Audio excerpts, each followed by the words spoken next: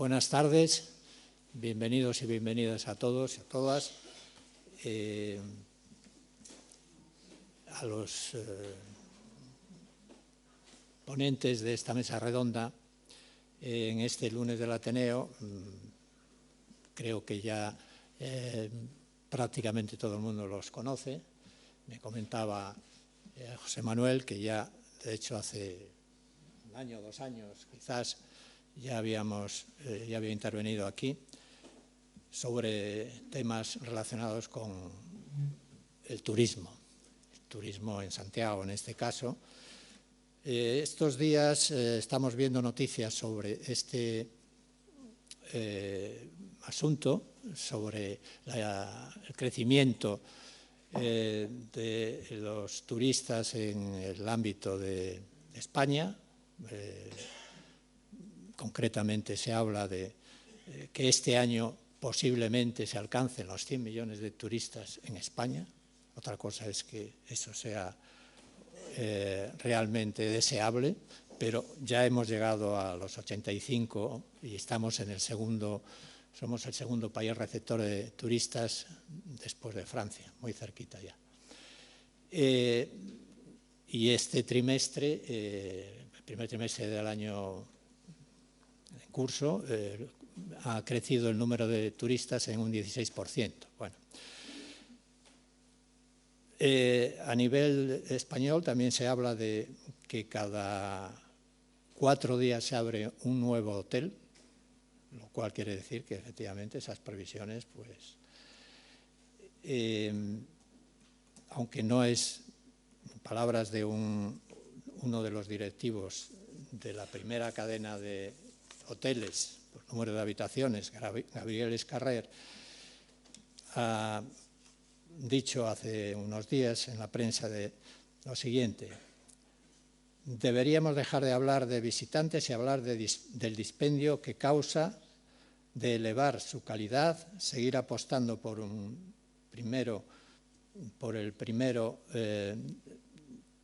número de turistas que puede llevar a cierta sensación de agobio en algunos lugares y acarrear síntomas de turismofobia, es decir, problemas que también se han planteado a lo largo de los últimos meses en distintos sitios.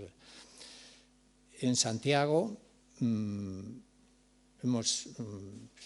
los datos no me fallan, hemos llegado este año 2023 pasado a cerca de 1.700.000 pernoctaciones, más de 1 millón de turistas, o sea, 1 millón de personas que han pasado más de una noche en Santiago, aparte de los visitantes, los peregrinos, las compostelas, en fin. Estamos hablando de un sector que representa el 12% de la economía de España, en Galicia aproximadamente del 11%, y por lo tanto, y que tiene unas repercusiones, aunque es un fenómeno global, tiene unas repercusiones locales respecto a las consecuencias que acarrea el éxito, digamos, excesivo del turismo. Entonces, simplemente estas notas para presentar, ya, como he dicho, ya son bastante conocidos en este foro, a José Manuel Santos Oya, catedrático de Geografía Humana de la Universidad de Santiago, que tiene una larga experiencia en trabajos sobre el turismo y que fue director del Centro de Estudios e Investigaciones Turísticas de la Universidad de Santiago entre 2004 y 2014.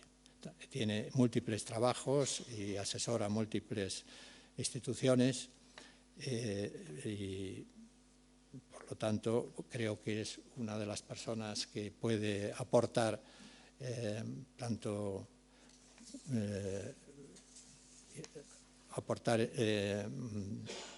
bueno, pues posibles soluciones o al menos reflexiones sobre cómo poder evitar los efectos más nocivos del exceso de turismo. Y después intervendrá Francisco Candela Castrillo, que ya es conocido en todas las actuaciones del Ateneo, y que su experiencia en este ámbito pues data ya de los años, finales de los años 80 como director de política turística en el Ministerio de Transportes y Comunicaciones, también después fue más adelante concejal de urbanismo en el Ayuntamiento de Santiago, ha sido también impulsor de varias asociaciones de estudios turísticos, de la Asociación de Expertos Científicos de Turismo, en fin, también con una amplísima experiencia en este ámbito, tanto desde el punto de vista académico como político y de gestión, y por lo tanto el debate que puede haber entre ambos puede ser muy interesante por quizás la distinta perspectiva más académica en el caso de José Manuel y con experiencia de gestión en el caso de Pancho. En todo caso, esta mesa redonda o este debate ya fue, digamos, previamente ensayado en el Ateneo, podcast del Ateneo, donde también participaba la gerente de Incolsa y José Manuel Pousa como interviniente.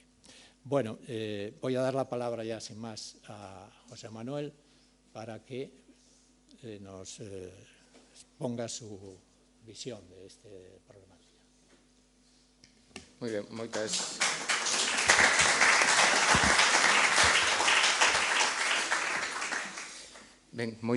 gracias pola presentación, moitas gracias ao Ateneo por me convidar, e de maneira moi particular a Pancho, co que levamos traballando xa desde hai moito tempo aquí en turismo en Santiago, nunha época realmente moi motivadora para o turismo, que estaba non comezando, pero sí se estaba asentando un modelo turístico que eu creo que foi moi exitoso, e que, bueno, aquí, aínda que vamos falar de algúns problemas, podemos falar de algúns problemas que ten o turismo en Santiago, tamén é certo que hai que contextualizar todo, non? É dicir, eu creo que o turismo en Santiago tivo un crecemento moi importante, tivo unha profundización, creo que Santiago, bueno, foi un exemplo moi bo, e é un exemplo moi bo do turismo en cidades históricas. Entón, eu creo que iso hai que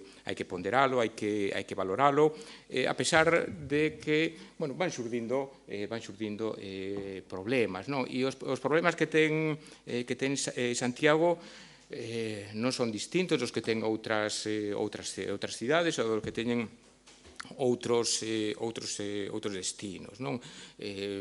Estou a pensar, pois iso, moitas das cidades europeas, desde cidades grandes, como pode ser Ámsterdam, como pode ser Barcelona, até outras cidades máis pequenas, todas teñen os mesmos problemas, ou problemas moi semellantes.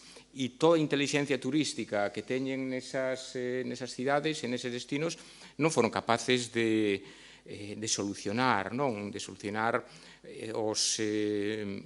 moitos dos problemas que había. Hai nesta imaxe, o último punto é como medimos o éxito dunha cidade ou da cidade, neste caso, en termos turísticos. Claro, calquer outro negocio, ou calquer negocio, digamos, o mide en termos de vendas, pero en turismo non é posible. En turismo non é posible, dicir, cantos máis turistas, pois moito mellor. Entón, é realmente difícil acabar por dicir cal é o modelo turístico mellor para unha cidade ou para un destino. Ao final, ao mellor, se nos preguntan, todos vamos querer o mesmo tipo de turistas, pero claro, iso non é posible, non podemos dicir, todo o mundo quere viaxar, todo o mundo ten dereito a viaxar, e nós, como lugar de recepción de esas persoas que nos están a visitar, temos que darlle todas as facilidades ou todas as posibilidades para que disfruten. É como cando alguén ven a nosa casa, queremos que estea esa persoa que estea cómoda, non? Pero tamén o que non queremos é que nos moleste, que ocupe a nosa casa e que a nosa vida diaria se vexa interrumpida dunha maneira sustancial por causa do turismo. En todo caso, aí está a dificultade. É dicir, o exemplo máis claro, ou algúns dos exemplos máis claros, como Venecia e Florencia, son cidades que reciben miles e miles de turistas e podemos dicir que iso é un destino de éxito. En todo caso, como controlamos un destino de éxito se ao final o éxito é ter máis e máis persoas. Entón, bueno, en definitiva, Santiago sí podemos dicir que é un destino referente en turismo cultural dentro do que son as cidades patrimonio da humanidade. É un destino que se intentou levar moito tempo intentando diversificar a súa oferta, creáronse produtos moi interesantes, cal é tamén aquí o problema, que temos problema entre aspas, a catedral. A catedral emite unha sombra tan potente sobre o resto da cidade, sobre o resto da cidade turística, que resulta ás veces moi difícil crear unha oferta, crear unhas alternativas ao que é a imaxe turística que se foi consolidando da cidade durante moitos séculos. E entón, iso tamén a potencia que ten a catedral, a potencia que ten toda a cidade histórica e que ademais que se ve incrementada por causa tamén da peregrinación, iso tamén fai que haxa unha visibilización casi exclusiva da cidade histórica, e con problemas de visibilidade ou en todo caso de invisibilidade do resto da cidade e do resto das funcións urbanas, como é a función universitaria, como é a función comercial, como é a función médica e incluso a industria. Hai a industria tecnolóxica, moitas veces xurdida a partir da universidade. Entón, este era... Aquí teño que pasar eu. Sí. Isto era un pouco a introducción. E depois, claro, non hai que dar nada por feito. En turismo, ás veces, pensamos que, Santiago ten a cidade histórica, ten a catedral, e, por tanto, sempre vai haber visitantes. Pero eu tamén dicía antes que o que acontece en Santiago non é algo exclusivo. O turismo urbano, como tal, vai comezar, digamos, no mundo a partir da década dos 80, 1980, coincidindo coa desindustrialización de moitos países occidentais, a necesidade de buscar novas xeitos de ingreso, e a partir de aí hai un desenvolvemento moi forte en Santiago na década dos 80, é cando o turismo comeza a despuntar. Pero isto non quere dicir que sempre vayamos a ter turistas. O turismo é unha actividade moi dinámica e que ás veces, por desgracia, móvese polas modas. E iso significa que o que hoxe é interesante para moitas das persoas que viaxan, dentro de uns anos, ao mellor xa non son interesantes, porque cambia, e dentro do turismo, moita innovación, moita competencia, o tema da competitividade é fundamental, e toda esa dinámica fai que non podamos dicir que estamos aquí, sempre vamos a estar aquí, porque non é iso. E tal como está a evolucionar, tal como está a cambiar toda a tecnoloxía, tamén é probable que dentro de uns anos, igual que, non sei, nos anos 50 se puxo en valor a praia, o que chaman as praias quentes, probablemente vayan caducar ese tipo de modelo, moi probablemente caduque. Entón, eu creo que é importante ter en conta iso, que non podemos dar nada por feito. E eu tamén insisto nos últimos anos, ou nos anos máis recentes, que as cousas van cambiar e probablemente cambien relativamente pronto, non? Había certas dinámicas que eran moi incipientes antes da pandemia. Antes da pandemia xa comezaba a haber certo malestar en algunhas cidades por causa do turismo, xa había algúns movimentos, por exemplo, este que naceu en Suecia, que era a vergoña a voar, non? Que basicamente o que dicía é sempre que pode evitar viaxar en avión, vou facelo, porque o avión é o modo de transporte máis contaminante. Entón, ese tipo de movimento que xa conseguira en Suecia reducir no ano 19 o número de voos lixeiramente, pero que era unha tendencia que se estaba a desenvolver noutros países. Temos que ver como evoluciona nos próximos anos toda a conciencia ambiental ou que é o que queren as novas xeracións. A famosa xeración Z, que se está falando moito dela, hai algunhas investigacións xa en tendencias de como vai ser os gustos para viaxar desta xente que se vai incorporar dentro de nada o turismo, non?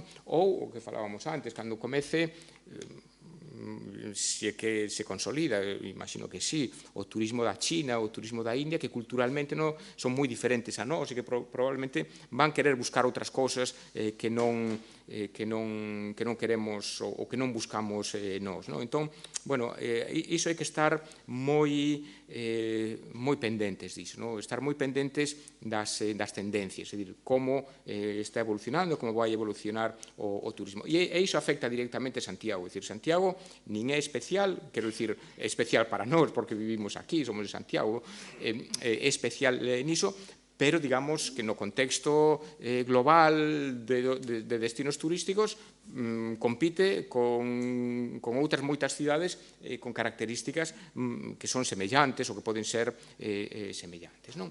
E despois, por último, tamén a inestabilidade política e económica, que sabemos que afecta moitísimo o turismo.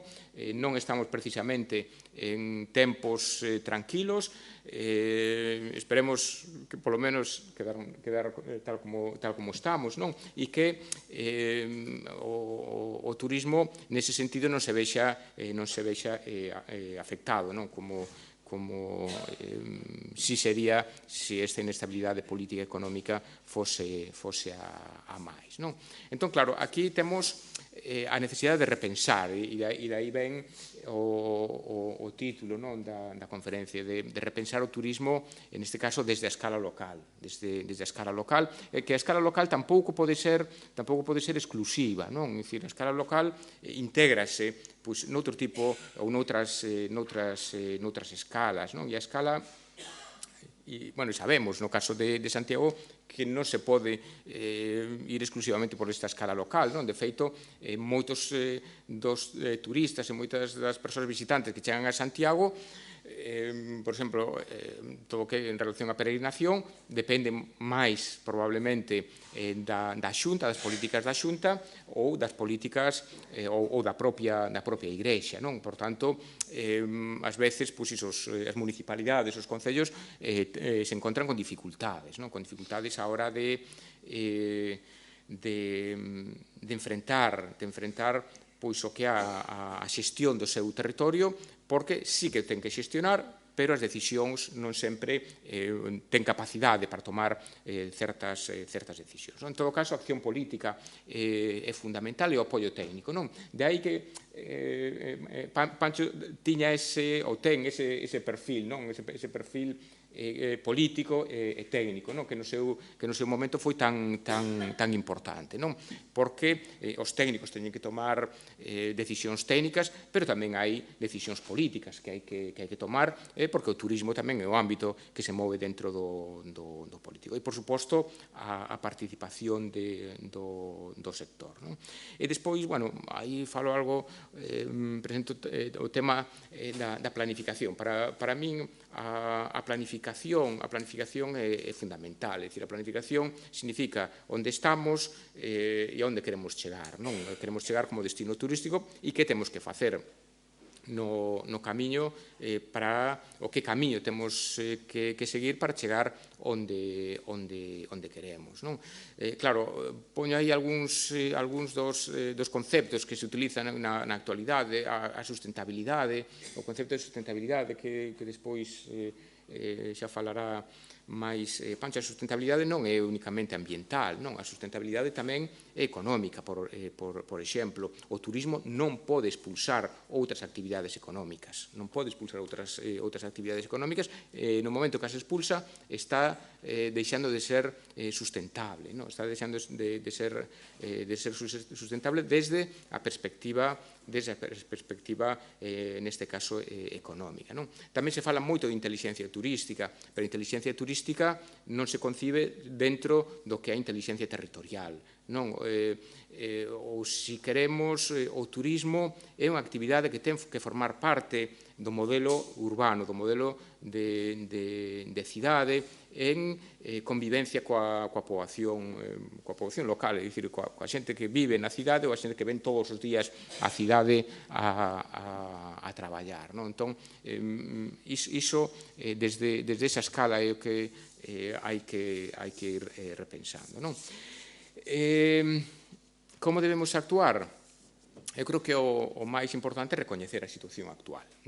Iso significa facer un diagnóstico rigoroso e responsable. E digo rigoroso e responsable porque moitas veces, cando facemos as diagnoses dos nosos destinos, tendemos a ser como moi xenerosos. Tendemos a unha xenerosidade que non sempre é a que ve ao resto das persoas. Por exemplo, cando se fan enquisas ás persoas que nos visitan, sempre saen uns niveis de satisfacción moi elevados. Iso está ben. Pero tamén hai que pensar que a maior parte da xente que nos visita está de relax, está de turismo, e a non ser que tivese unha experiencia moi mala, en Santiago e en prácticamente todas as cidades falan experiencias moi satisfactorias, un 9, un 10. Non podemos tomar exclusivamente esa variable porque hai moito máis que iso. Entón, temos que saber onde estamos e onde queremos ir. E, sobre todo, o turismo non pode ser... Aquí están os turistas e o resto da cidade pois é onde estamos as demais persoas. O turismo é unha actividade que se ten que inserir armónicamente no conxunto da cidade. Claro, todo isto é moi fácil de falar. É moi fácil de falar. Despois hai o que é a toma de decisións. A toma de decisións que sabemos que non é para nada fácil. E, por tanto, en todo caso, sí que é moi importante cada vez máis considerar os intereses da cidade, que é o que nos interesa como cidade, e como o turismo vai contribuir ao benestar e a riqueza do noso destino, neste caso, da nosa cidade. E vou acabando xa pois insistindo un pouquiño nisto. Entre o discurso e a acción hai moitas dificultades. Eu recoñezo que falar, e ás veces as persoas que estamos na academia se nos di, claro, que vos estades aí e é moi fácil. Sí, ás veces recoñezo que é máis fácil o discurso que depois o que é a acción política, porque hai moitos intereses, hai moitos intereses, e xestionar unha cidade, algunha xente está a favor dunhas cousas, outras a favor de outras, con perspectivas moi diferentes. Entón, ás veces resulta difícil.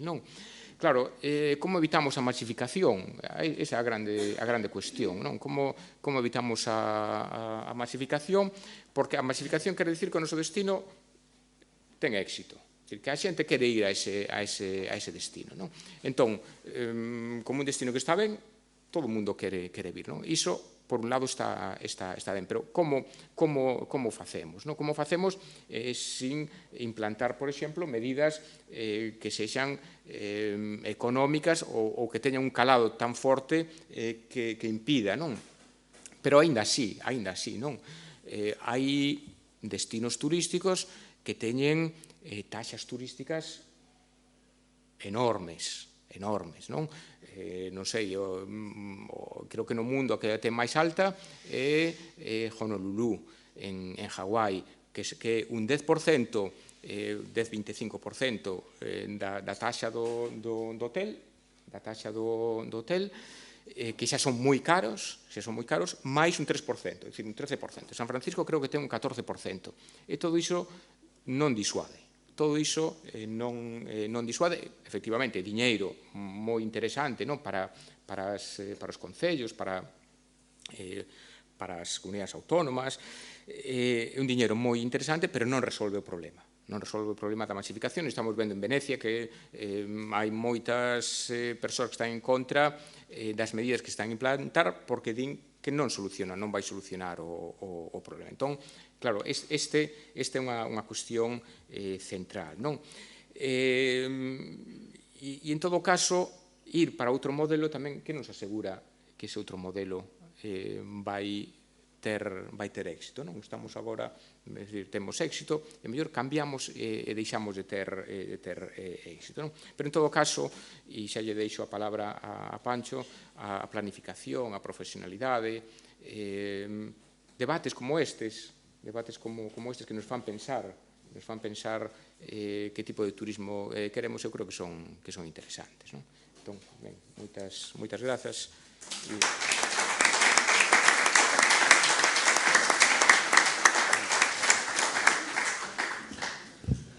Bueno, moitas grazas, Pedro Antonio, pola túa presentación e moitas grazas a todos vostedes pola asistencia. Decía Mikhail Gorbachev, cando presidía a Unión Soviética, que el tiña 100 economistas asesores e tiña 101 opinións. A que faltaba era dil, evidentemente. Eu vou a dar aquí a miña opinión como economista, efectivamente, con unha experiencia no ámbito do turismo desde o ano 1988 e vou a tratar, efectivamente, como economista, de centrar o meu discurso sobre datos e sobre cifras que espero non aburran. En primeiro lugar, vou a poñer en primeiro lugar a estrutura do Produto Interior Bruto de Santiago no ano 2020. Porque, en primeiro lugar, eu quixera salientar que peso, que importancia ten o turismo en Santiago, para saber de que estamos a falar. Como vedes, o Produto Interior Bruto é o valor económico, o valor monetario dos bens e servicios que se producen nun determinado territorio durante un período de tempo. É dicir, neste caso, o Concello de Santiago, en este caso, o ano 2020, que son os últimos datos facilitados polo Instituto Galego de Estadística. Como vedes, a conformación do Produto Interior Bruto de Santiago fai que o sector primario aporte, bueno, en total, a valoración total son uns 3.600 millóns de euros. O 0,5 proceden do sector primario, a agricultura, industria 6,3%, construción 5,9%, servicios 80,6%, impostos 6,6%. Ben, en primeiro lugar, como podemos constatar, xa o falamos nun debate neste Ateneo fai pouco tempo, a necesidade de reequilibrar os distintos sectores que conforman o Produto Interior Bruto en Santiago é unha auténtica necesidade. Non só polo desequilibrio que ten o peso tan importante que ten o sector servicios, sino porque o sector industrial é un sector que aporta unhas retribucións, uns salarios moito máis altos, en xeral, que os restantes sectores, absorbe máis I máis D máis I que os restantes sectores e ten unha maior permanencia. Pero, en todo caso, este xa foi un debate. Voume centrar agora dentro do sector servicios onde se atopa a aportación do turismo. En este sentido, temos que pasar, por favor, moi ben, ao seguinte cadro, onde podemos desglosar os tres subsectores que conforman o sector servicios. En primeiro lugar, o comercio, a hostelería e o transporte, que en términos generales supoñen máis ou menos en torno ao 25% da propia aportación do sector servicios. A actividade financiera, inmobiliaria e profesional, en torno ao 32-30% aproximadamente, e a educación, sanidade e administracións públicas en torno ao 45%. Quero dicir que o peso máis importante é o sector de educación, sanidade e administracións públicas. O sector turístico está, digamos, referido dentro da área de comercio e da área de transportes. Como vedes, efectivamente, Santiago é a terceira área comercial de Galicia. Por tanto, a potencia do sector comercial en Santiago é enorme. Lóxicamente, só unha parte moi pequena podemos decir que está vencellada ao sector turístico. A outra parte é a da hostelería, que logo despois veremos que non toda a hostelería depende do turismo, e, por último, o sector de transporte, onde, efectivamente, recolle o tema dos viaxeiros e demais. En definitiva, como podemos cuantificar a aportación do turismo en Santiago? Pois moi ben, temos aí unha evolución destes últimos anos. Hasta o ano 2020 son datos do Instituto Galego de Estadística, por lo tanto, son datos oficiais. A proxección que eu fago de cara ao ano 2023 se deriva de un decrecemento que hubo no ano 2020 por mor da pandemia, onde prácticamente non hubo turismo. Por poñer dous datos, efectivamente, dos que en este momento hai cerca de 500.000 peregrinos, no ano 2020 había 47.000 no primeiro trimestre, por dar un exemplo, unha caída enorme. E logo, por exemplo, tamén outro dato importante no tema da chegada de autobuses a darse de Xoán 23, que se sitúa en torno aos 10.000, 12.000 anualmente, nese ano 2020 foron de 1.000. Por lo tanto, si vemos a aportación do primeiro subsector, comercio, hostelería e transporte, no ano 2020 foi de 565 millóns de euros. É dicir, cunha baixada respecto ao ano 2018 de pouco máis de en torno a uns 220 millóns de euros. Ben, vamos a proxectalo cara ao 2023, recollendo a subida do propio sector turístico derivada da recuperación dos fluxos de visitantes durante estes últimos anos. Por tanto, o situamos en 859. É dicir, que entre 565 e 859 aproximadamente podemos situar a valoración, a aportación que fai o turismo en Santiago en torno aos 300-350 millóns de euros.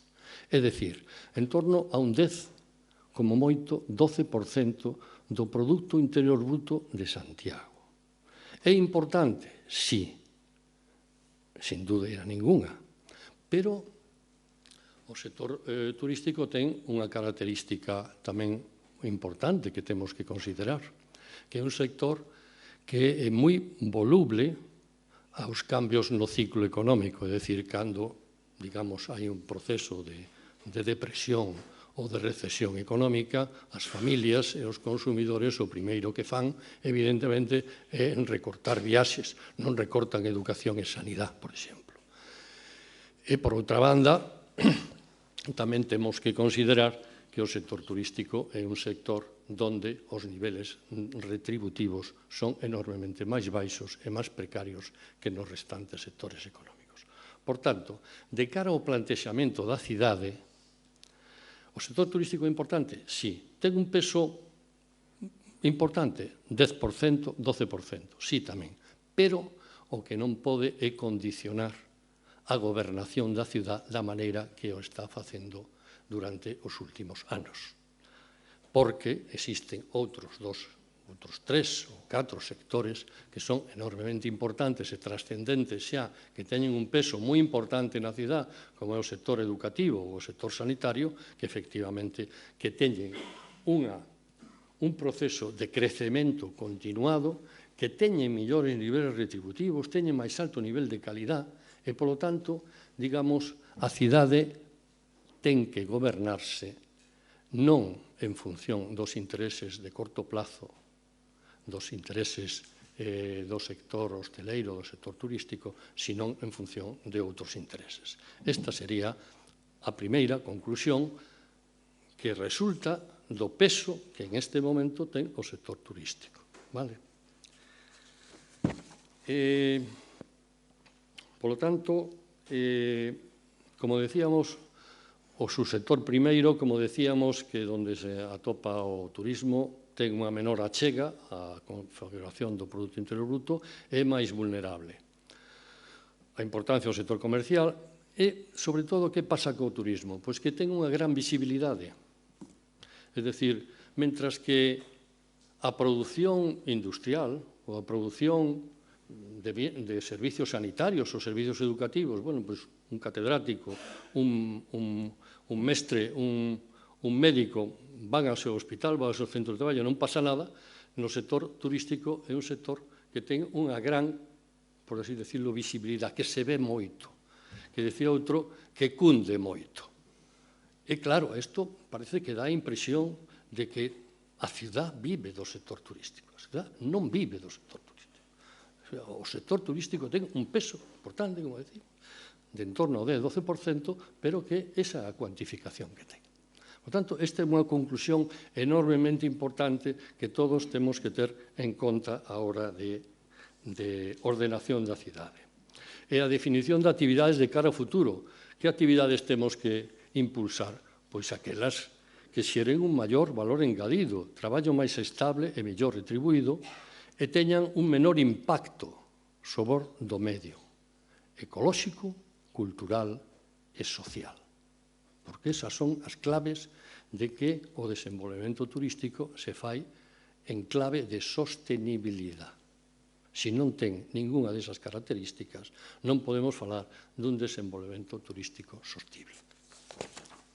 Ben, segundo aspecto, como ha evolucionado o turismo en Santiago durante os últimos 10 anos? Pois temos aquí un cadro bastante ilustrativo. É datos recollidos do Instituto Galego de Estadística, esta vez entre os anos 2013 e 2023. Pois miremos. Hoteles, 65 hoteles, 5.444 plazas. No ano 2023, 68 hoteles, 5.647. Es decir, que en 10 anos se crearon únicamente 200 plazas hoteleiras, ademais de niveles incluso máis baixos.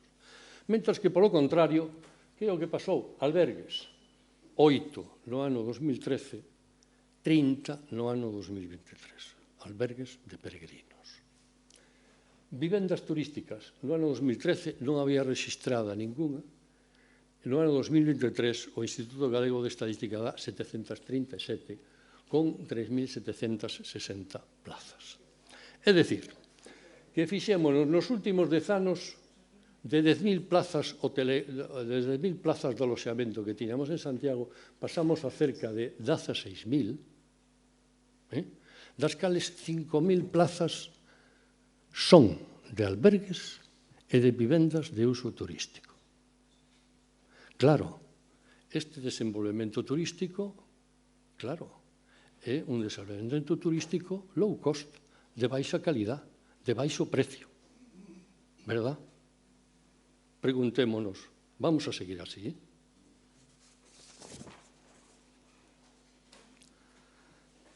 O tipo, por tanto, de aloxamento utilizado a través das enquisas de demanda turística estudiadas polo Centro de Estudios Turísticos da Universidade de Santiago, que só dan datos hasta o ano 2018, porque nos anos 2019, 2020 e 2021 deixáronse de facer, unhas por mor da pandemia, despois xa non se fixeron, pero en todo caso nos dá as pistas por onde se está desenvolvendo o turismo en Santiago.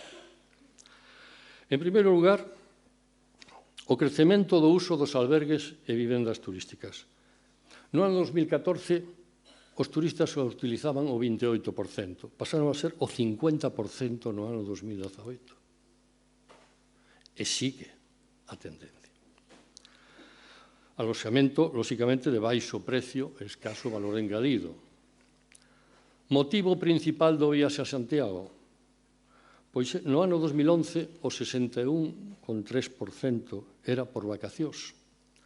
No ano 2018 pasou a ser o 41%, mentras que o peregrinaxe pasou do 29% en 2014 ao 41% en 2018. Isto é un cambio sustancial, verdad? Consecuencias, reducción da estadía media en xeral dos turistas. No ano 2011, somentes un 14% dos turistas pernoctaban unha noite. No ano 2018 pasou a ser o 38% dos turistas só pernoctan unha noite. Polo contrario, 3 ou máis noites, no ano 2011 había casi o 54% dos turistas. E no ano 2018 o 22,6%. Que está pasando? Pois mira, recentemente, os datos recentemente, incluso publicados polo Instituto Nacional de Estadística, que me facilita a empresa de turismo de Santiago, Incolsa, da que a estadía media de Santiago, que no ano 2018 era de 1,84 noites, pasou a ser de 1,72 noites. É dicir, se está reducindo a estancia media. Non só dos turistas que pernoctan, sino dos excursionistas que incluso pasan menos tempo en Santiago. A evolución durante os anos de 2018-2023 sigue esta tendencia, porque evidentemente o crecemento é en peregrinos e en vivendas de uso turístico e, polo tanto, a situación en 2023, cando de alguma maneira saquen estes datos, será todavía máis importante. Consecuencia, reducción paulatina do gasto turístico. Entre 2009 e 2018, o turista no ano 2009 gastaba cerca de 64 euros por persona e día, pasou no ano 2018 a 49. O excursionista incluso tamén é o visitante. Unha minoración, por tanto, do gasto por turista en Santiago, unha minoración generalizada, sin considerar a inflación do período. Por tanto, a reducción é todavía incluso máis profunda. Consecuencia, claro, se usamos un aloxamento low cost e seguimos aumentando o fluxo de peregrinos que se aloxan en albergues de peregrinos ou en vivendas de uso turístico, pois, lóxicamente, teremos esta consecuencia, esta tendencia que en este momento pois é bastante clara.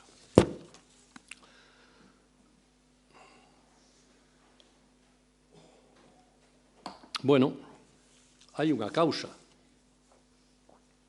A causa é a evolución do fluxo de peregrinos, sin dúbida ninguna.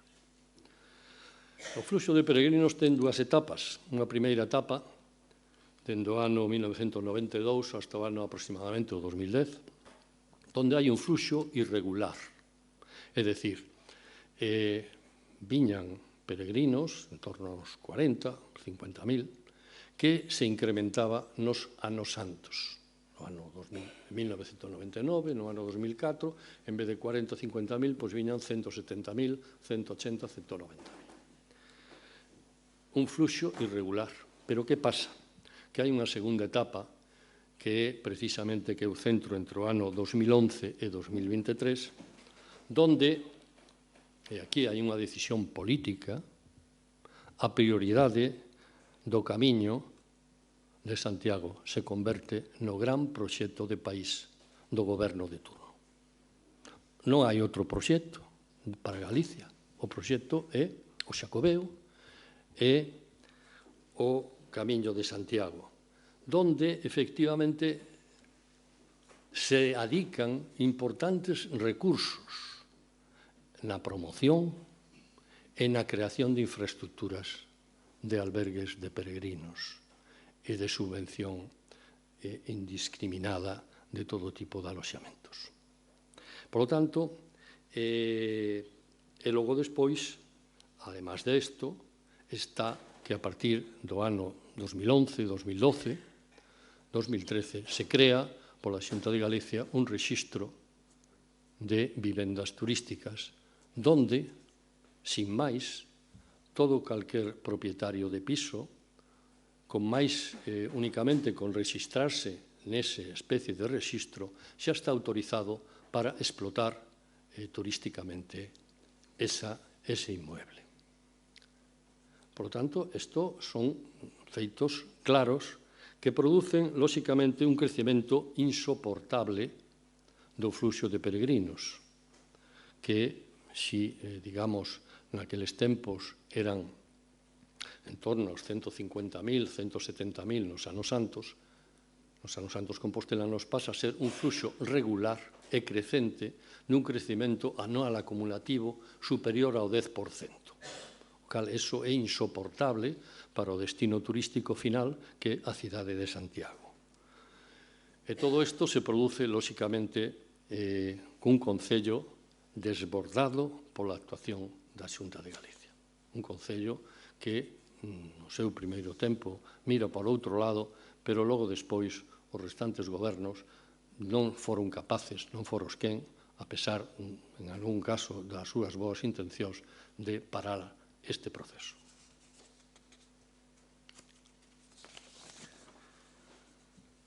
Pero, ademais, quero contrastar aquí a contradición do propio plan estratégico da Xunta que elaborou para o ano 2021, donde, por unha banda, se fai un diagnóstico que podemos compartir.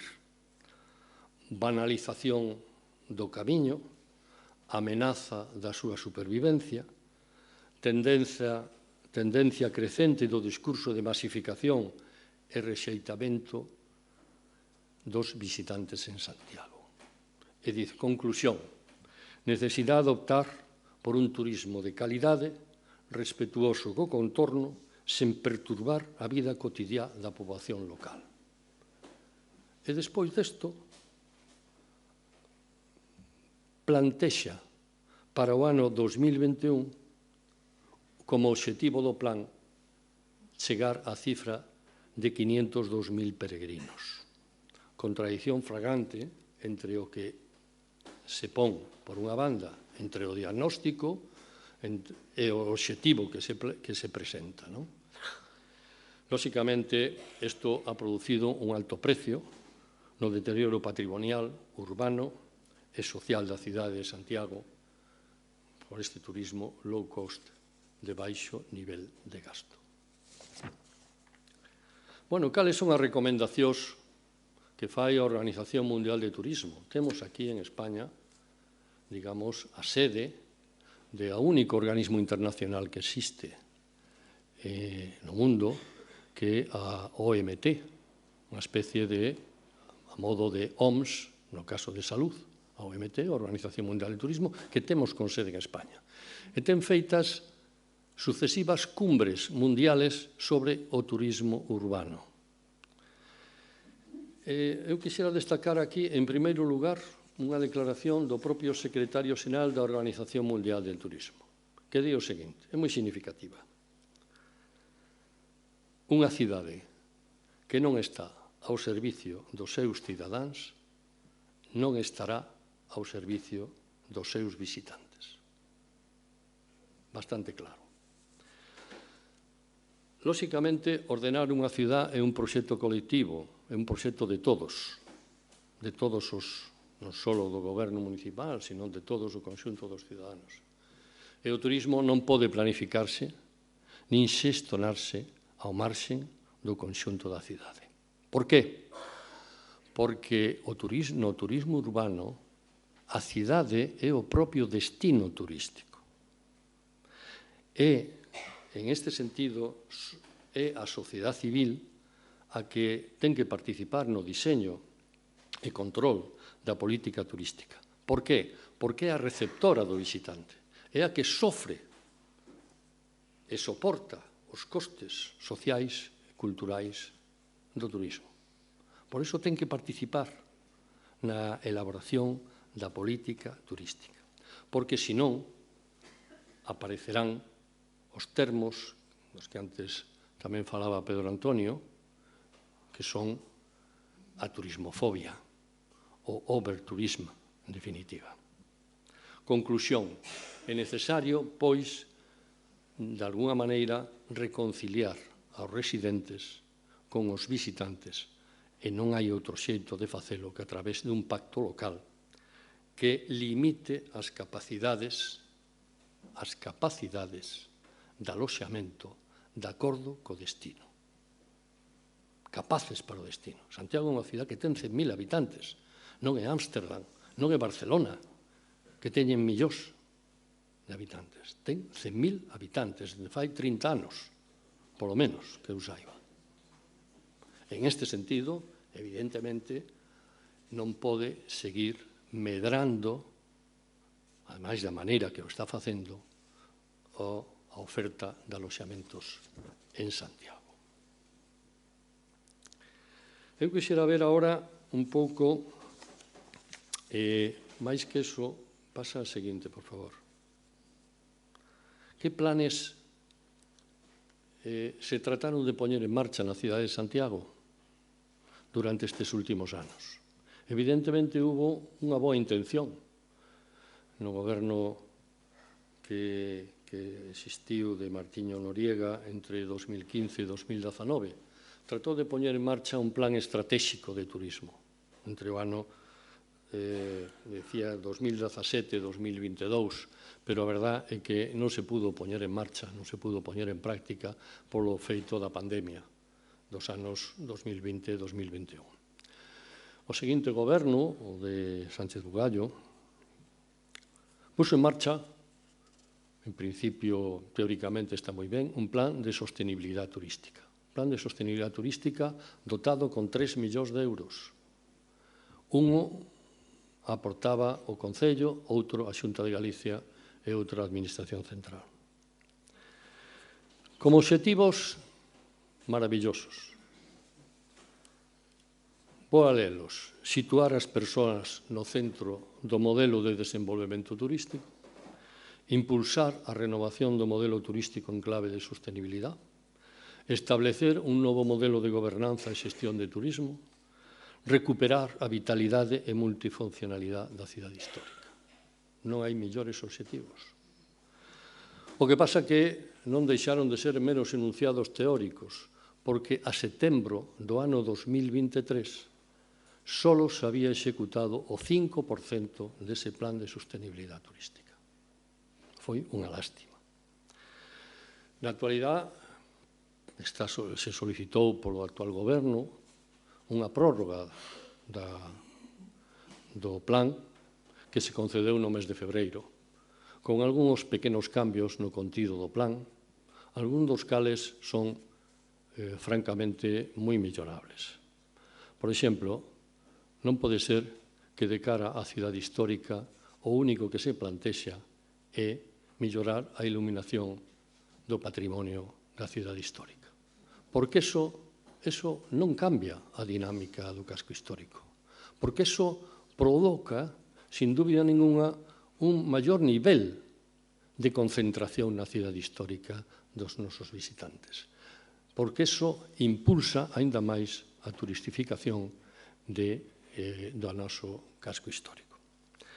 E logo, porque tamén adolece de outro aspecto, de non considerar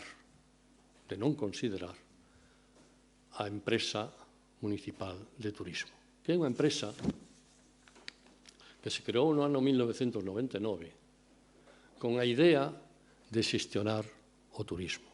É o que decimos en turismo unha DMO, unha Destination Management Organization, unha organización para xestionar o turismo en Santiago.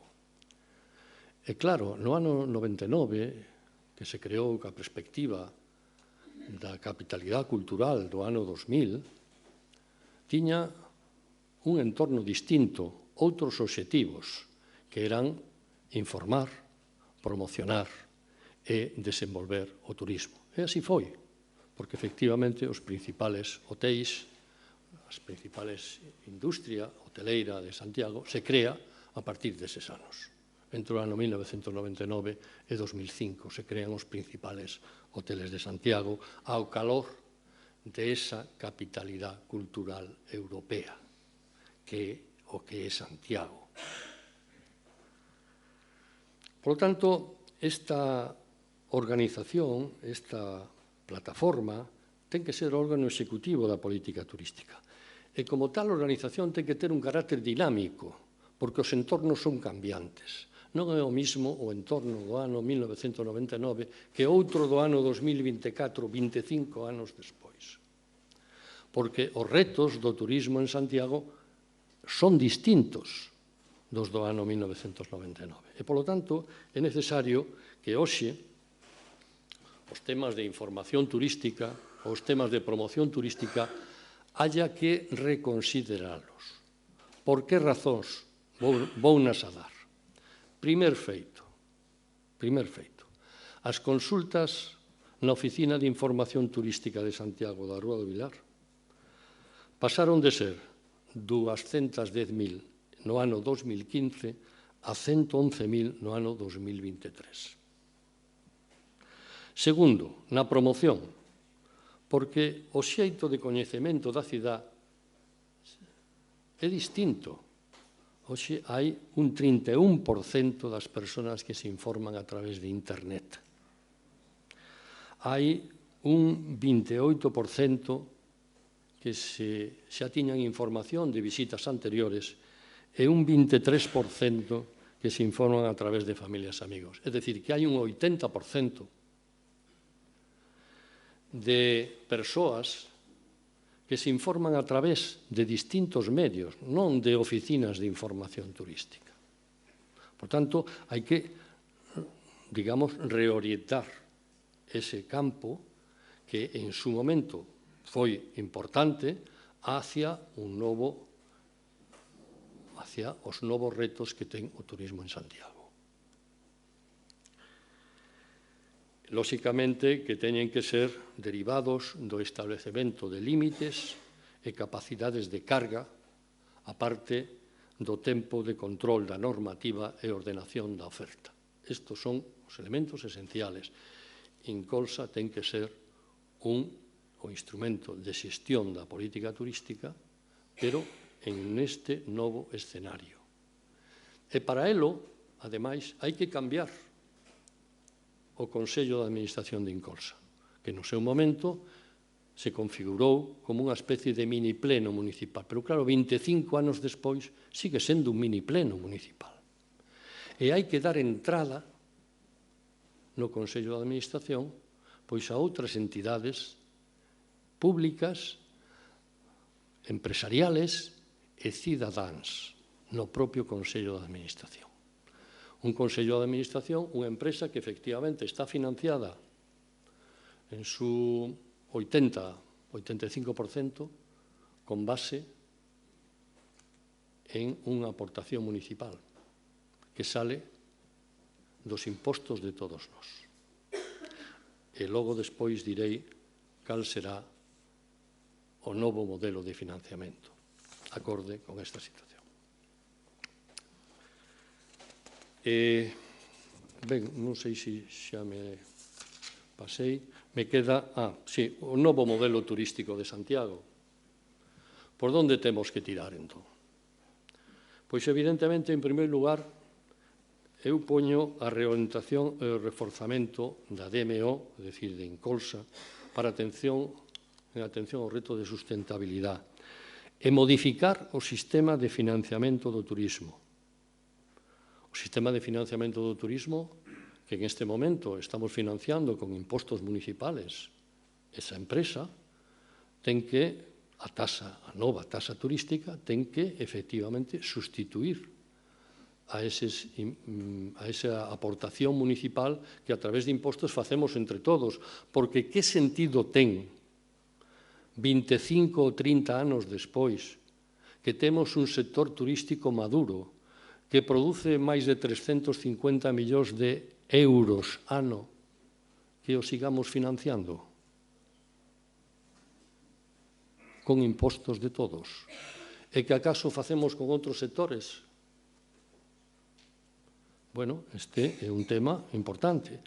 E por eso, porque o financiamento de Incolsa da empresa de turismo de Santiago se ten que facer a través da aportación da taxa turística, que é de todos, que pagan os turistas, por eso hai que reconfigurar tamén o Consello de Administración para que efectivamente señan as entidades empresariales, os cidadáns e máis tamén outras entidades públicas, a universidade, a propia Iglesia, etc., quenes participen e definan no Consello de Administración a política turística, evitando, ademais, tamén os vaivenes dos distintos gobernos municipales, que resulta que nos últimos 10-15 anos tuvimos gobernos de 4 colores distintos.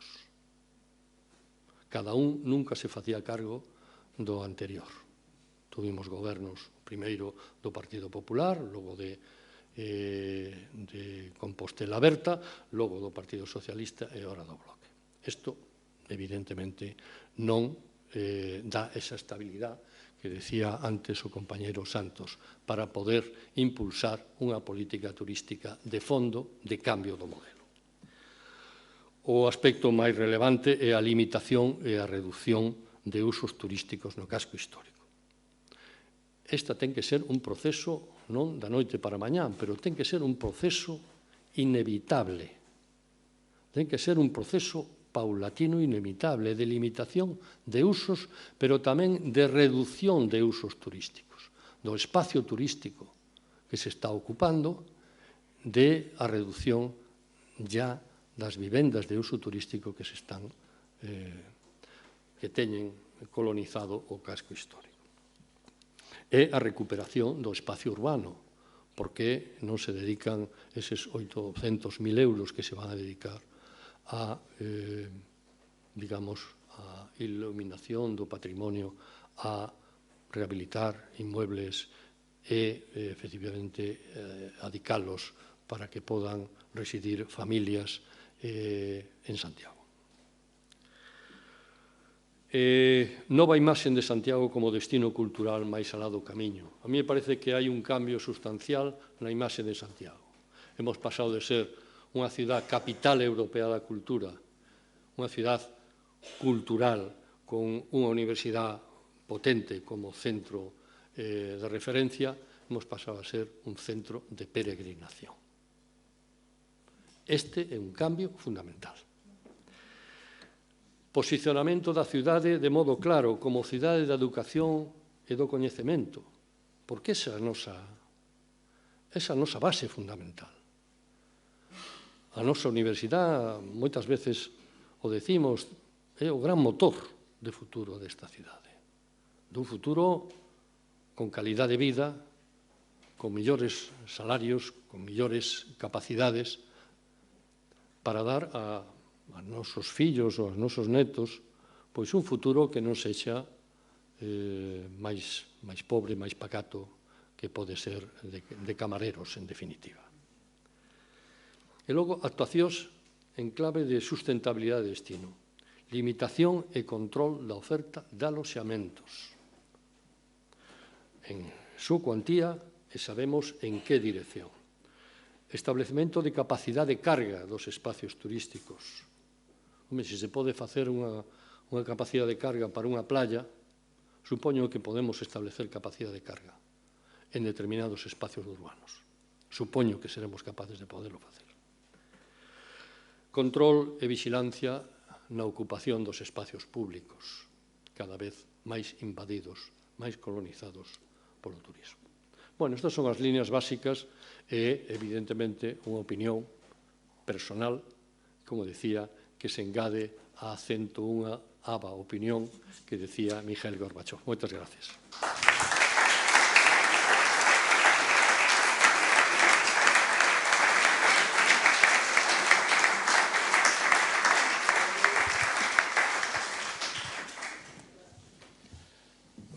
Muchas Muchas gracias, Pancho. Yo creo que con la intervención de Pancho podemos entrar en un debate porque, bueno, hay cosas muy... desde luego, el rigor con el que has elaborado esta ponencia hay que resaltarlo por encima de todo, porque son datos que son difíciles de ver tan al momento como los estás planteando tú. En todo caso, con la intervención de José Manuel y la de Pancho tenemos material suficiente y seguro que muchas opiniones para discutir sobre este tema tan poliédrico del turismo y del turismo en Santiago y de su perspectiva futura. Así que adelante con las intervenciones que tengan interés en plantear. Buenas tardes. Pancho, me dirijo a ti directamente porque a mí me tocou xestionar a Cidade da Cultura no ano 2000.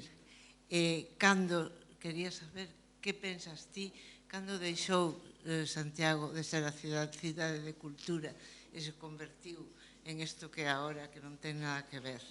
E, por outra parte, tamén quería decirche que os datos que das das vivendas turísticas imagino que son as oficiales, porque os veciños do casco histórico sabemos que hai moitas máis, moitísimas máis. Bueno, efectivamente, outro día sacaba o Correo Galego datos das vivendas turísticas en Santiago, en vez de 737 daba como 1000, me parece que daba 1100. Quero dicir que este proceso continúa. O Correo Galego do día 14 de marzo de 2024. Por tanto, este proceso continúa. Cando deixou Santiago de posicionarse no turismo cultural, pois eu penso que a raíz do ano 2010, fundamentalmente. Eu penso que no ano 2008 houve unha crisis tamén no turismo derivada, como sabedes, da recesión que provocou as hipotecas subprime, JP Morgan, etc., que provocaron unha recesión no ano 2008-2009, aproximadamente 2010. Pero o 2010 foi un xacobeo, bueno, bastante razonable dos clásicos, e foi a partir, eu penso, de esa posición que hubo cando, en este caso, a Xunta de Galicia decidiu poñer como centro da súa actividade política en Galicia o seu posicionamento no tema do Camiño de Santiago e no tema do Xacobeo. Me parece que foi a partir do ano 2011 cando, digamos, de modo claro e nítido, Santiago empezou a perder esa imaxen de cidade cultural, de posicionamento en turismo cultural, de modo claro. Sí. Moi ben, Pancho. Unha conferencia moi ben ilustrada, solo que vou engadir un perfil distinto. Brevemente, non quero facer eloxios do pasado, pero teño que dicir algo que en esta cidade, na súa condición de capital de Galicia, entendeu desde o principio que tiña que compartir a gobernanza da cidade ca Xunta de Galicia e co Estado. Así o entendeu. Cando deixou de entendelo, empezaron a ir cousas mal. E para eso montamos o Real Patronato e Consorcio, para compartir.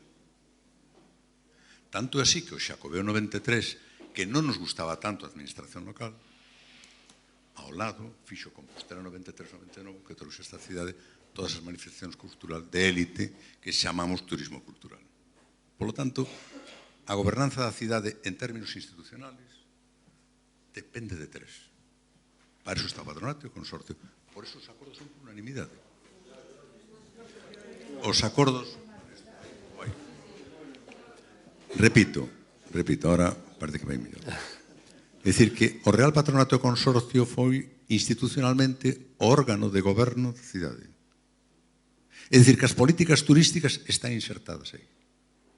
Non pode ir a Xunta cas súas e o Concello con outras. é un luxo.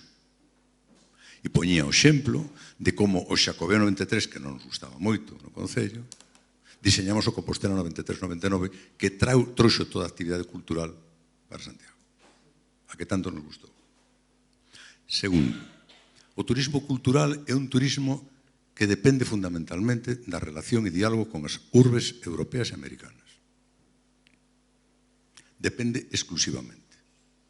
É dicir, se ti non tes vínculos culturales cas urbes europeas, que para Santiago é tremendamente fácil, non tes nada que facer. Porque ven o que queren que veña, non o que ti queres que veña.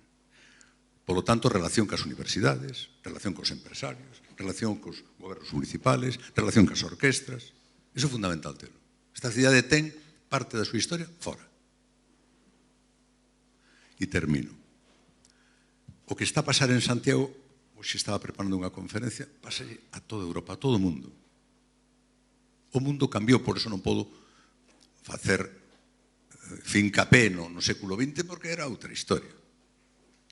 Este mundo é distinto, totalmente distinto. E hai un feito que é ineludible, que non somos partícipes dese mundo. Ou acaso os que van ás vivendas turísticas son enemigos nosos? Poden ser os nosos fillos en Londres. Pode ser a miña cuñada, o meu primo. Claro, se un fenómeno mundial, temos que ver con esa perspectiva global, porque é tremendamente complexo. Gobernar hoxe é moito máis difícil que antes. Moito máis difícil. Porque viaxar convertiuse en algo que todos consideramos fundamental para a nosa vida. Venecia, termino. Tasa, estupendo. Eu vou a Venecia. Pago a tasa o que faga falta. Como non vou ver Venecia por 5 euros? Entro. Ao revés, é unha provocación para entrar. Porque pensas, moitos non poderán pagar e non entrarán. Non, o que pagou o viaxe a Venecia entra cos 5 euros. Moitos máis. Por tanto, ante un fenómeno global tan complexo, existe moita reflexión e pensamento. E moito diálogo institucional. Moitísimo. Punto. Bueno, vamos a ver. Eu estou de acordo nunha cousa, non? Evidentemente que o Concello ten que falar con a Xunta de Galicia. Eso non ten dúbida. E para iso se creou o Estatuto de Capitalidade. Pero a cuestión é que o Estatuto de Capitalidade parece que únicamente digamos, se preocupa de a aportación que a Xunta fai ao Concello de Santiago. O resto dos temas que están aí incluídos, entre outros o turismo, non hubo ningunha reunión específica entre a Xunta de Galicia e o Concello. E o Concello ten que ter a iniciativa.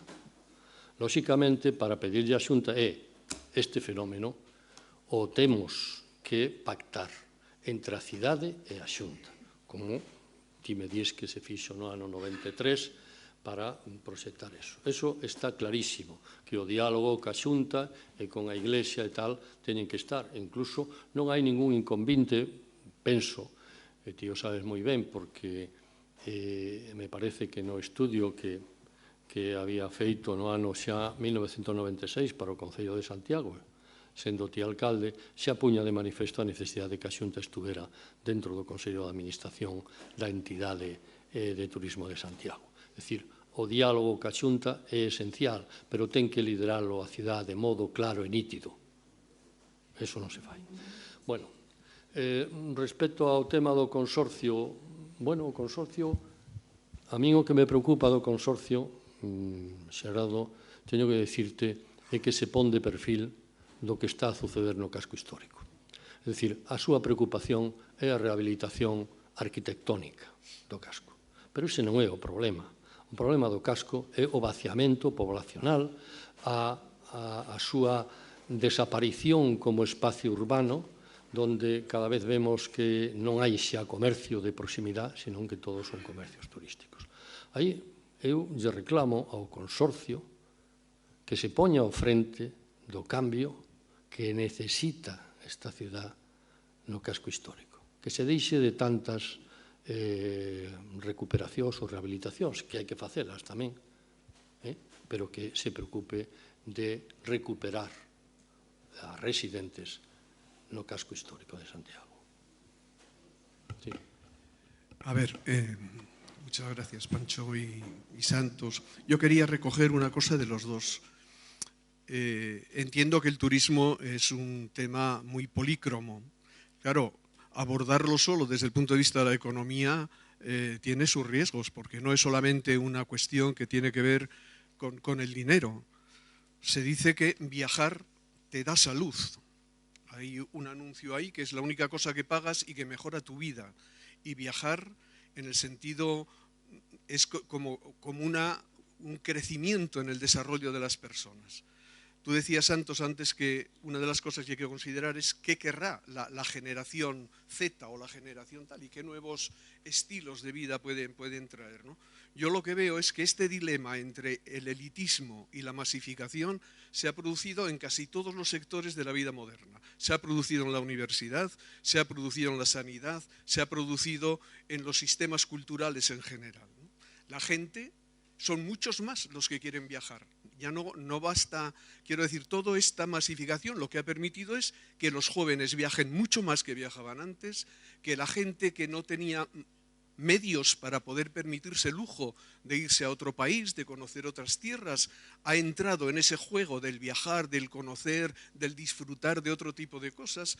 Por tanto, yo no sé, exigir más en una ciudad, exigirla económicamente, esto es lo que necesitamos. Es decir, ¿no será que hemos descubierto el valor del viaje y el valor del turismo, de la interculturalidad, de esa formación general, y que la masificación pues, es lo que nos lo ha permitido? Habrá que regularlo desde alguna otra perspectiva, pero no por la vía del dinero, no por la vía de que las cosas cuesten más, de que tengamos que pensar que, claro, quien quiera que venga a los hoteles que tenemos, que son de 4 y 5 estrellas, que te van a costar 130 euros la noche. Quiero decir, no sé muy bien cómo compaginar esa idea de la masificación y del derecho de las personas a viajar, y por tanto de que cada vez se va a sumar mucho mayor porcentaje de la población a los viajes, con el ir restringiendo en las ciudades la entrada de personas o poniéndoselo más difícil, ¿no? Quizá esta cosa lo que ha permitido es eso, pues que es, como decía vez ahora, que nuestros hijos se hayan animado a viajar, cosas que no harían seguramente en otro modelo más exclusivo, ¿no?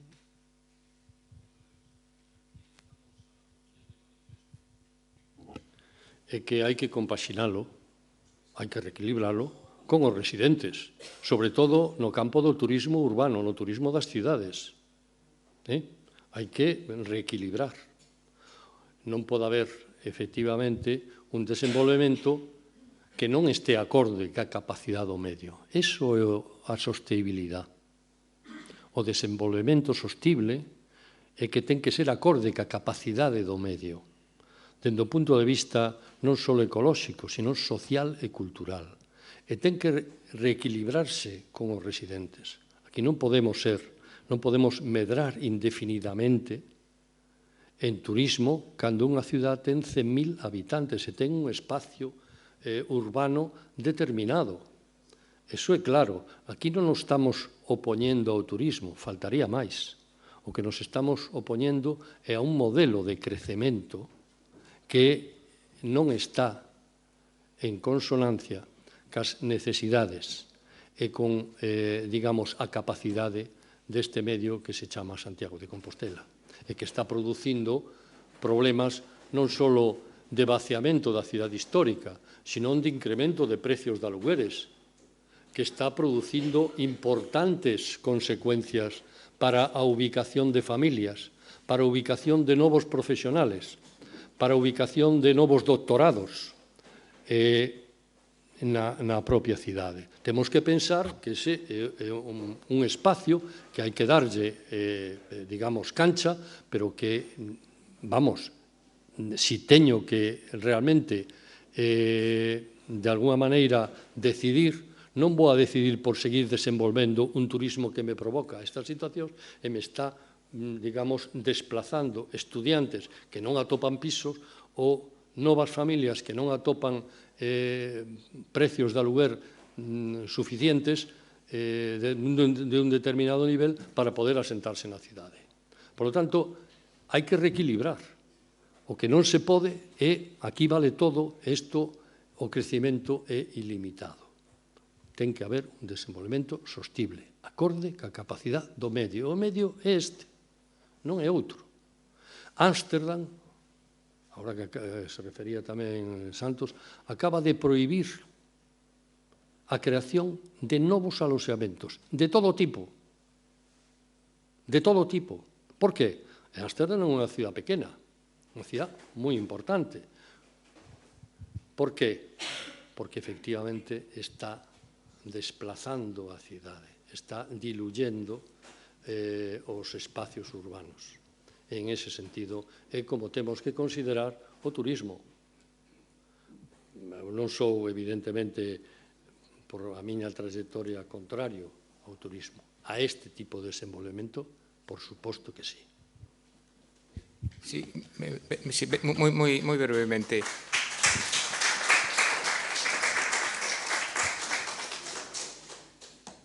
Sí, moi brevemente. Efectivamente, todo o mundo, cada vez máis xente quere viaxar e o problema vai ir a máis, non? Antes falábamos só na China hai en torno 600, 700 millóns de persoas de clase media que viaxan e, sobre todo, viaxan pola súa entorna nos países máis próximos. Está xerando tamén moitos problemas en Vietnam, en Tailandia, en outros países da rexión. E cando se incorpore a India, serán outros 600, 700 millóns de clase media, todo iso, pero tamén como falaba Pancho, iso non quere dicir que todo valga, nin estamos en contra do turismo, evidentemente, nin que todo valga. Eu creo que non é tanto restringir como reordenar, tratar de reordenar e tendo en conta cales son as realidades. Hai, creo que foi no 2016-17, Exceltur, que é a patronal do turismo, fixo un estudo Urban Tour que incluía Santiago, e Santiago era a cidade das 22 de España, incluída Madrid, incluída Barcelona, incluída San Sebastián, que tiña máis presión de turistas por habitante. Superaba a todas, por bastante, ademais. Entón, claro, ten que ser compatible, por lo menos temos que tratar de que sexa compatible unha cousa coa outra. Se quería decir, non se trata só de medidas fiscales que desincentiven a chegada, senón é efectivamente, plantexar unha limitación da oferta. Isto é o que podemos nos... Esta é a nosa capacidade. A partir de aí, efectivamente, podemos tratar de achegarnos a todas aquelas persoas que podan vir a visitar unha cidade ou un destino turístico. Sí. Bueno, como ya tenemos poco tiempo, vamos a dar la última palabra. Primero a Ramón, que ya la tenía de antes, y después a ella al final. Las dos últimas muy breves.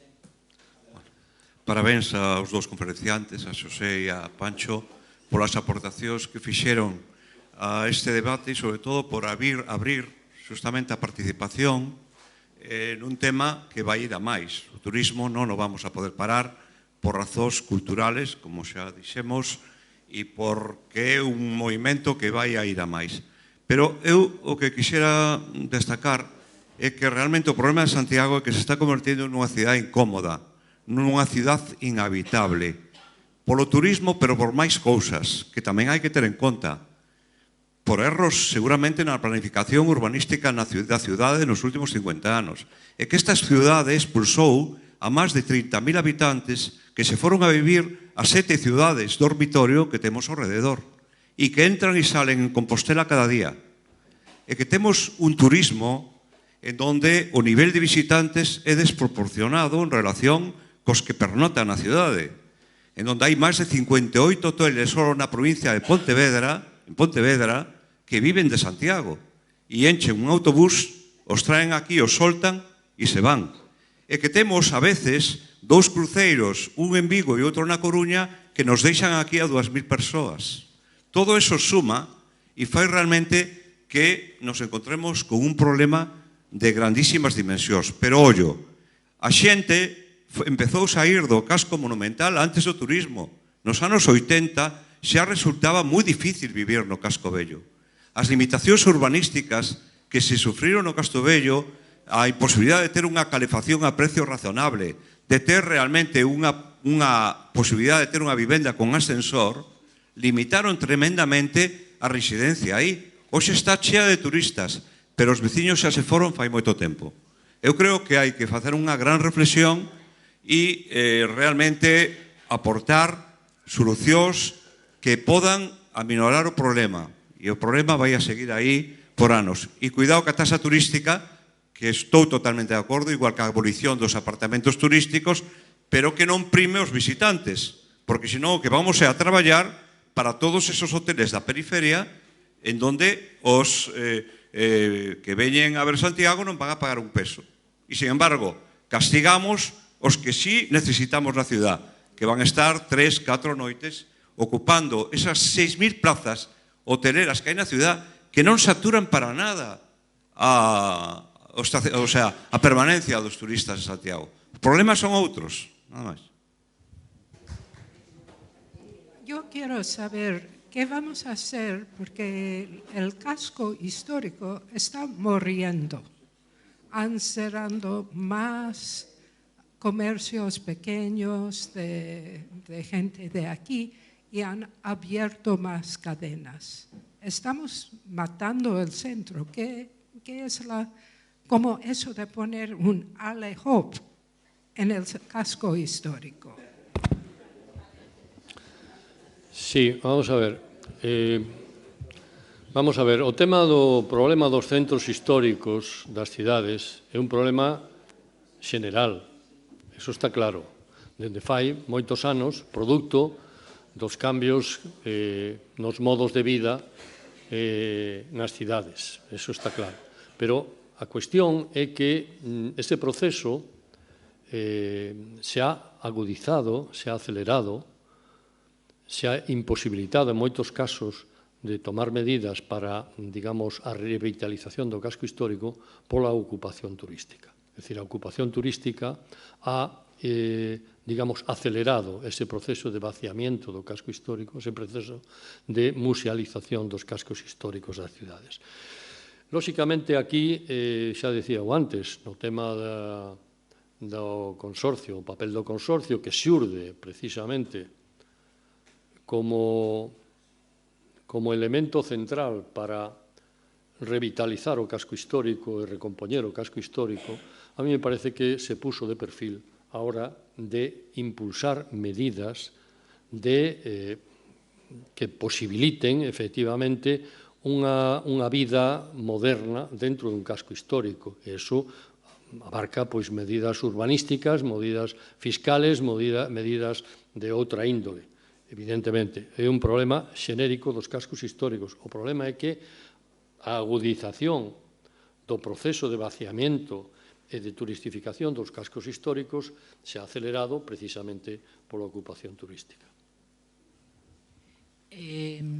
Bueno, eu son da directiva da Asociación Veciñal do barrio de San Pedro e, bueno, só podo dar as gracias por ver en números o que é unha percepción nosa como moi evidente desde hai moito tempo, non? De feito, as asociacións veciñais fomos as primeiras en poñer sobre a mesa o tema da taxa turística, non para disuadir, sino para axudar a financiar os custes que ten o turismo para unha cidade pequena como a nosa, non? Que eu que vivo nunha rúa de primeira, que é Concheiros, a mí non se me recolle o lixo todos os días, inda que facemos vir a xente desde Noruega, camiñando, non somos quen, nos días que isto está cheo, de recoller ali o lixo, non? Pero eu pago tamén como estes de aquí, non? En calquera caso, a min o que me chama a atención, e penso que é algo que hai que ter moi presente en todo isto que falades, é que para min o turismo é un tema mal gobernado. É dicir, eu que levo 20 anos no barrio de San Pedro, e moitos anos na asociación veciñal, teño que dicir que só unha vez nos chamaron a falar nun sitio onde había máis xente sobre o tema de turismo, non? Que foi nese plan estratégico do goberno de Compostela Aberta, non? Nunca nos chamaron. Eu penso que as asociacións veciñais, sobre todo as que estamos na zona cero, non? Temos unha experiencia de reflexión, de estudo e de ver o día a día que supera a de moitos sectores e persoas nesta cidade. Non? Bueno, no meu caso, vivo en Concheiros e traballo ao lado da catedral, e que é a experiencia, vamos, sensorial a que teño, non? E así como entendo o traballo institucional que comentaba Xerardo Estévez, penso que este outro é a clave do mal que nos está indo. Non? O non ter sido quen e non ser quen a día de hoxe, non? De dar a palabra a quen vive isto todos os días. En cambio, fala entidades como algunha asociación de comerciantes que xa son empresarios do turismo, non? Ou funcionarios ou expertos en turismo, non? Cando o problema en realidade é tal e como nos o vemos, é que o turismo é unha empresa, é unha industria, é como unha industria. O sea, ti queres montar unha fábrica de gaseosas e tens que facer un estudio de impacto ambiental, non? E aquí non se fai iso, non? Tivemos un desenvolvemento turístico sen ningún tipo de reflexión social, sen ningún tipo de digamos, consulta social. É un modelo de cidade que se nos está impoñendo sen ternos un debate ou un espacio de participación no que poder comentalo, non? Ou reflexionalo, decidir como cidade que queremos facer, non? Xa sei que teño que ser breve, pero quero dicir unha soa cousa máis, non? Todo o que pasou neste centro histórico, dentro de murallas, nestes anos, sexa polo que fora, porque non había ascensores, porque non había coches, porque non había non sei que, está sucedendo agora no barrio de San Pedro. E non ten que ver con coches, con fibra, con nada diso. As vivendas son modernas, están remozadas. E a presión ven nas condicións de vida, ven nos espacios públicos, ven no que é a vivenda, tanto para alugar como para comprar, o que está expulsando o que, sen dúbida, para min, e non é porque este ali, é unha das mellores zonas da cidade para vivir. Non é todo o que pasou, pasou, pero tamén está pasando agora, e hai que telo en conta. Pedro. Muchas gracias. Está claro que este tema abre muchos debates, muchos puntos de vista y es difícil en esta jornada resumir o tratar de resumir cuáles pueden ser las conclusiones, pero en todo caso queda abierto para otras ocasiones para seguir incidiendo en algunos de los aspectos de lo que supone el turismo en Santiago. Entonces, vamos a cerrar ya el debate y vamos a entregarle el regalo a nuestro invitado. A Pancho ya no se considera invitado porque es de la casa.